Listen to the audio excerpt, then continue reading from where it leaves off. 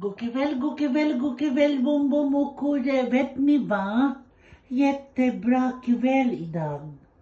Pappa har uppnått att installera Svalbard luftkonditionering samt varmare på vintern. Jo, det är pappa som gör det. Och vi ska äta mat nu. Kurre, bom bom här. Jo, då måste jag upprätthålla din position. Kurre, bom bom. Du är också här. Jo. Ni får tonfisk ikväll. Torkmat Royal Canin Indoor. Oh yes. För att ni är inomhus. Babies. Inte ute. Nej, for beauty.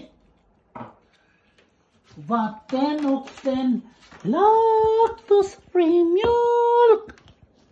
Och sen kommer kallt mjölken.